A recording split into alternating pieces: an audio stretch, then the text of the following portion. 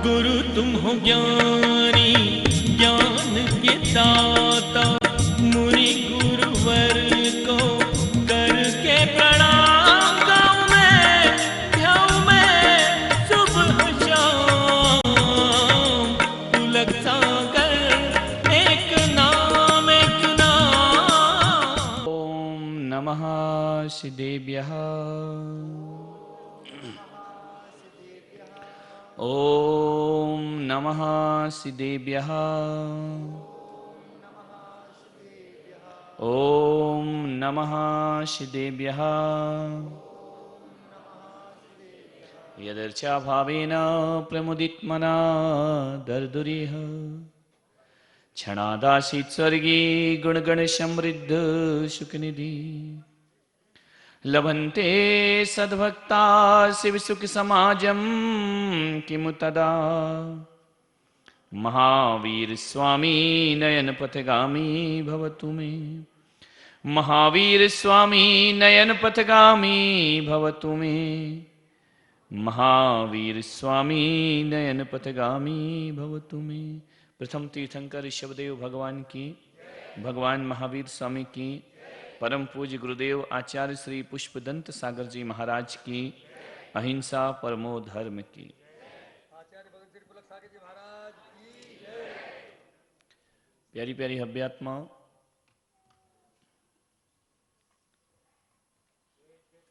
और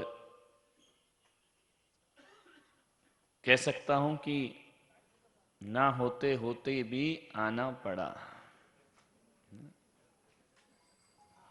और ये साबित कर दिया कि भक्त के वश में है भगवान। तो ये हमारे भंडारी जी के पास तो बहुत दादागिरी है। नहीं यही होगा, हमने विश्वास किया तुम भी विश्वास करो। कमाल है। व्यक्ति बहुत समस्याओं से घिरा है। बहुत सी समस्याएं हैं आदमी के जीवन में, हजारों समस्याएं हैं। सुबह से शाम आदमी प्रॉब्लम ही प्रॉब्लम। बच्चों की अपनी समस्याएं हैं, बड़ों की अपनी समस्याएं, बुजुर्गों की अपनी समस्याएं हैं, गृहस्थों की अपनी समस्याएं हैं, और संतों की अपनी समस्याएं हैं, पड़ोसी की अपनी समस्याएं हैं। ऐसा कौन है जिसके जीवन में समस्याएं ना होती हो? आदमी जन्म से लेकर मृत्यु तक समस्याओं में जिया करता है। अरे खाना भी एक समस्या है, पीना भी एक समस्या है, सोना भी एक समस्या है, उठना भी एक समस्या है, और तो और बच्चों से पूछो तो पढ़ाई भी एक समस्या है, और पढ़ाई तो छोड़ो एग्जाम भी एक समस्या है, रिजल्ट एक समस्या है। आदमी की शादी नहीं होती तो उसको भी समस्या है, और हो जाए तो कौन बोला उस समस्या का कोई अंत ही नहीं है। वो एक नई समस्या पैदा कर ली है। ध्यान रखना, इतनी प्रॉब्लम है आदमी के जीवन में। गरीब की समस्या है कि क्या खाएं, और अमीर की समस्या है क्या क्या खाएं। गरीब की समस्या है क्या पहनूं, अमीर सोचता है कौन सी चीज, कौन सी साड़ी पहनूं, कौन से कपड़े पहनूं। जो जिंदा है वो सोचता है कि मर जाऊं, जो मर गया वो सोचता है कि फिर पैदा हो जा। आदमी को शांति नहीं है, एक मिनट की शांति नहीं है। प्रवचन में जाना भी एक समस्या है, और लेट हो गया तो उठ के वापस जाना भी 4 बार तो घड़ी देखना पड़ी, कब पूरा होगा, कब पूरा होगा, कब पूरा होगा, और समय निकल जाता है। 9:30 बज रहे हैं, 9:05 मेरी घड़ी में। आपकी में कितने हैं मुझे नहीं मालूम। ये घड़ी भी तो एक समस्या है, किसी की आगे होगी किसी की पीछे होगी। बहुत समस्याएं आदमी के जीवन में। आदमी मंदिर जाए तो समस्या है, नहीं जाता है तो समस्या है। एक बेटा संत के दर्शन नहीं करता, एक समस्या है, और एक ज्यादा ही दर्शन करने लगे तो वो भी एक। आदमी सोचता है यार ये बाबा के साथ ही नहीं चला जाए। ध्यान रखना, ज्यादा सुधर जाए बच्चे तो आफत है, और नहीं सुधरे हर जगह समस्याएं हुआ करती हैं। और आदमी पूरी जिंदगी समस्याओं को सुलझाने में गंवा दिया करता है। आदमी की समस्याओं का कोई अंत नहीं हो। एक समस्या खत्म नहीं होती है, नई समस्याएं जन्म ले लिया करती। एक की पूर्ति करता है, अभी अस्पताल बन गया, चलो बड़ी समस्या थी, फंड कहां से इकट्ठा हो, जैसे तैसे फंड इकट्ठा हुआ, जैसे तैसे अस्पताल बना। अब क्या सोच रहे कि समस्या का अंत हो गया है? अभी कहां का अंत हो गया है, ये तो शुरुआत ही शुरुआत। अब डॉक्टर की समस्या आएगी, वो टिकेगा नहीं टिकेगा, कितना उसको तनख्वाह देना पड़ेगी, इसकी समस्या आएगी। पेशेंट आएगा, वो ठीक होगा या नहीं होगा, फिर इसकी प्रतिष्ठा बनाना। जीवन समाप्त हो जाता है, लेकिन समस्याओं का कोई अंत नहीं हुआ करता। समस्याएं तो जीवन में आएंगी, मानव जीवन है, ऐसा कौन सा जीवन है जिसके जीवन में समस्याएं ना होती हो? ध्यान रखना, कोई भी इंसान ऐसा नहीं है, हमारी भी कोई कम समस्याएं नहीं है कि हमको नहीं बोलना, गला खराब है, फिर भी बोलो, क्या करे, समस्या है एक नई है। मोक्ष होगा कि नहीं होगा, ये भी एक समस्या है। कल्याण होगा या नहीं होगा, अनेकों समस्याओं से जूझ रहा है आदमी। लेकिन मान्यवर, मैं एक बात आपसे कहना चाहता हूं कि समस्याएं केवल अपनी हों तो उनका समाधान भी मिला करता है। दुख तो इस बात का है कि ये नादान आदमी अपनी समस्याओं से ज्यादा दुखी नहीं, दूसरों की समस्याओं से ज्यादा दुखी हुआ करता है। पड़ोसी की समस्याएं हमारी ज्यादा समस्याएं हुआ करती हैं, हमें अपनी प्रॉब्लम नहीं है इतनी। आदमी की क्या प्रॉब्लम है ज्यादा, लेकिन सारी प्रॉब्लम किसकी है, वह दूसरों की प्रॉब्लम होती है। और एक बात का स्मरण रखना, जब दूसरों की समस्या को अपनी समस्या बना लिया जाता है तो उस समस्या का कोई अंत नहीं हुआ करता है। दूसरों की समस्या को अपनी समस्या क्यों बना रहे हो? वो आदमी ऐसा है, वो महिला ऐसी है, वो ऐसा करता है, वो वैसा करता है, उसका ऐसा रहन सहन है, उसकी साड़ी मेरी साड़ी से ज्यादा सफेद क्यों? सुपर रीन का कमाल, क्या कर सकते हैं, विचार करिए। दूसरों की समस्या को अपनी समस्याएं मत बनाइए। विचार करना है आपको, सोचना है एक बार बैठ करके कि मेरे जीवन की समस्याएं कितनी हैं, कितनी होंगी। दो चार, खाना पीना, कमाना, रुपया पैसा, सारी समस्याएं किसकी अपना रखी हमने? दूसरों की समस्याएं अपने सिर पर लेकर। पड़ोसी का मकान मेरे से बड़ा क्यों हो गया, ये समस्या पैदा हो गई है। पड़ोसी का बच्चा तरक्की कैसे कर गया, ये हमारी समस्या हो गई है। विचार करिए, वो इतना पैसा क्यों कमा रहा है? पड़ोसी ये पैसा कमा ले तो कहते नंबर 2 का घोटाला करता होगा, खुद कमाओ तो बोले हमसे अच्छा कमाने वाला कोई नहीं है। आदमी का विचार देखो, नेचर देखो, सोचिए। पड़ोसी का बच्चा यदि 100% लेकर आता है तो आदमी ऐसा मुंह बनाता है, ऐसा मुंह, ऊपर से तो कहेगा नहीं नहीं बहुत अच्छा बहुत अच्छा, अंदर तो आग लगा करती है। अंदर तो सोचता है अरे कोई नकल करके पास हो गया होगा, मास्टर जी से कोई सेटिंग होगी, कोई लेन देन होकर के निपट गया होगा मामला।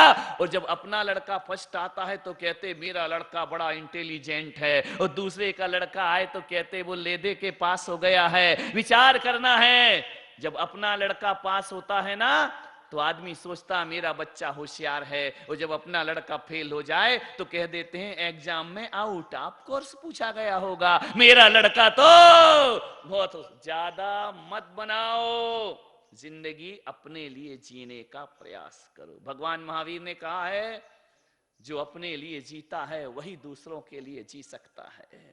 जियो और जीने दो। हम ढंग का जीवन जी पाए, महावीर भगवान ने 4 शब्द बोले हैं, जियो और जीने दो। इसका मतलब उन्होंने जीने दो पहले नहीं बोला, उन्होंने बोला पहले जियो। ध्यान रखना, जो आदमी खुद जीना नहीं जानता है वो दूसरों को क्या खाक जीने देगा। पहले खुद जिंदगी जियो, अपना जीवन कैसे जीना है, अपने जीवन को कैसे आनंदमय बनाना है। जब तक मुझे आनंद नहीं होगा ना नासिक वालों, तब तक मैं तुम्हें भी आनंद यात्रा नहीं करा पाऊंगा। तुम्हें आनंद यात्रा कराने से पहले मेरे जीवन में आनंद होना। हम स्वयं दुखी हैं, दूसरों क्या खाक दुख दूर करेंगे। हम स्वयं बीमार हैं, दूसरों की बीमारी का क्या खाक इलाज करेंगे। आपसे निवेदन है, दूसरों की समस्या को अपनी समस्या मत बनाइए। आज दूसरों की समस्या अपनी बन रही है। आदमी मंदिर जाता है, पूजा करता है, पाठ करता है, और पूजा करते समय किसी ने जल की जगह फल चढ़ा दिया, उसकी समस्या क्या हो गई अपनी, अरे फल चढ़ा रहा है नरक जाएगा नरक। धत्तेरे की ऐसे नरक भेज देते हो जैसे यमराज के एजेंट तुम ही बनकर बैठे हो। विचार करिए, कोई कह रहा तुम ऐसा पूज रहे नरक जाओगे, तू जमी खंड खाता है नरक जाएगा, तू रात में खाता है नरक जाएगा।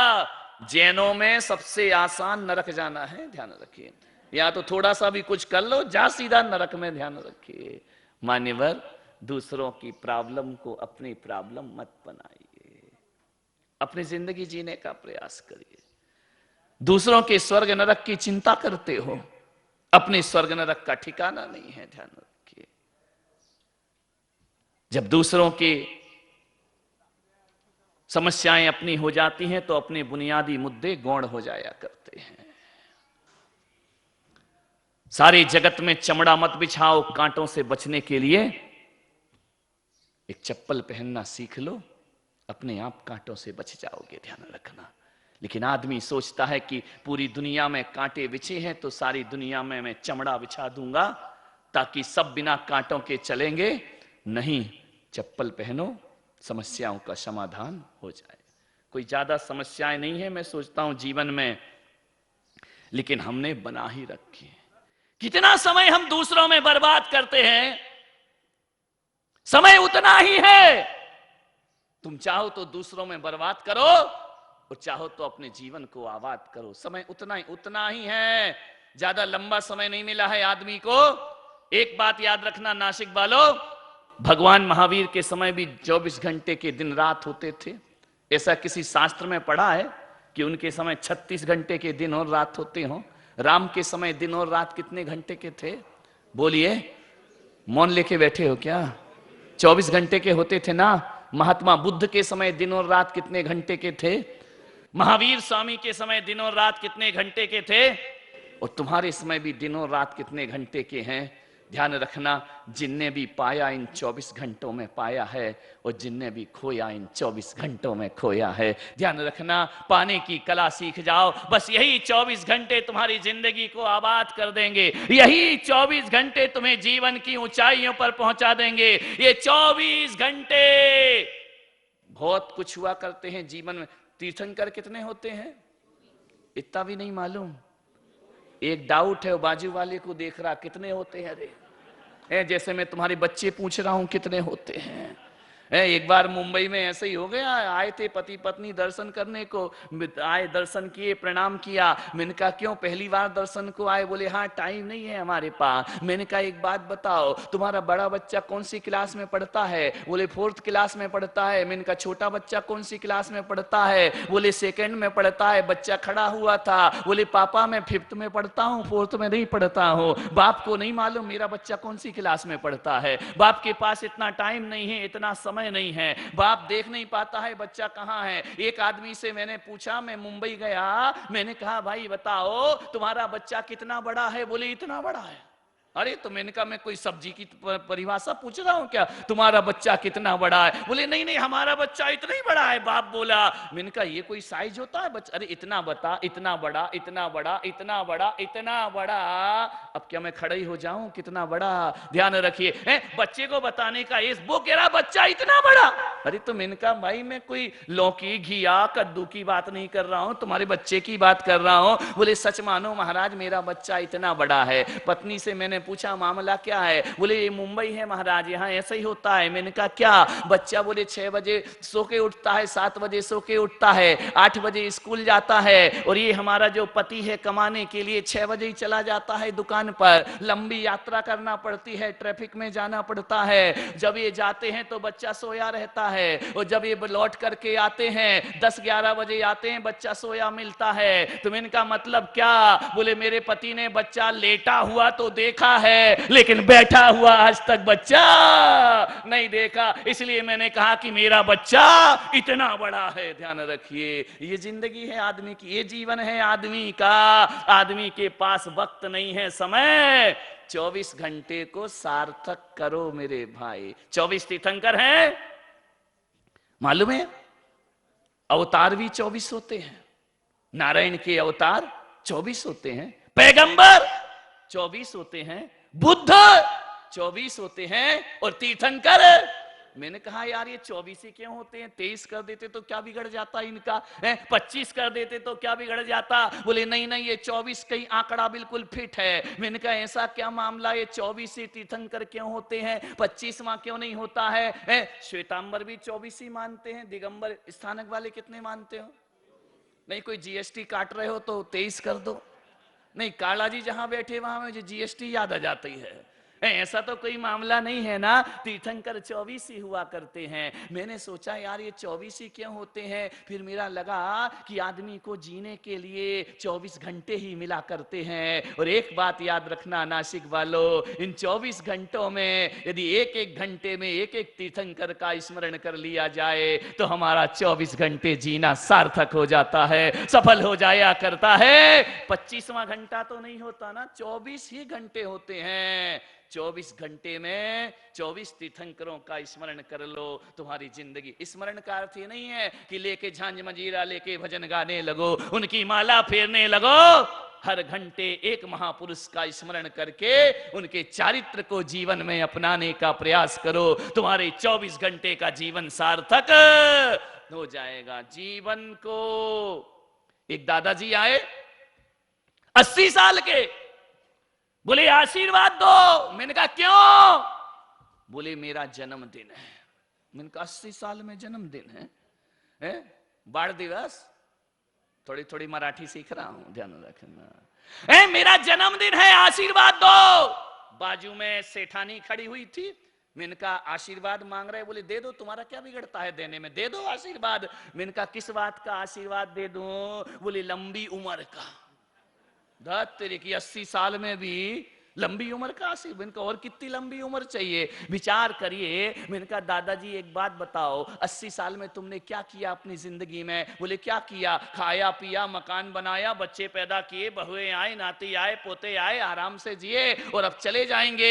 मैंने कहा 80 साल में तुमने ये किया, 80 साल में तुमने ये किया है, अब 20 साल और जी के तुम कौन सा बड़ा लाल किले पे झंडा फहरा दोगे? मैंने कहा काय का आशीर्वाद चाहिए? लंबी उम्र का आशीर्वाद। मैंने कहा दादाजी घिसट घिसट के 80 साल जीने से अच्छा 23 साल का भगत सिंह होता है जो फांसी के फंदे पर देश के लिए झूल जाया करता है। जीवन इतना लंबा बना के क्या करोगे?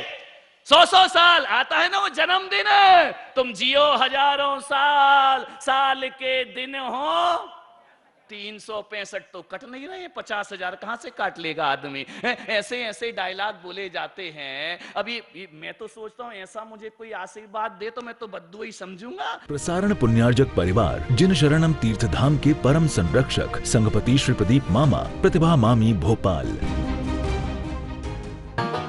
गुरु तुम हो ज्ञानी, ज्ञान के दाता,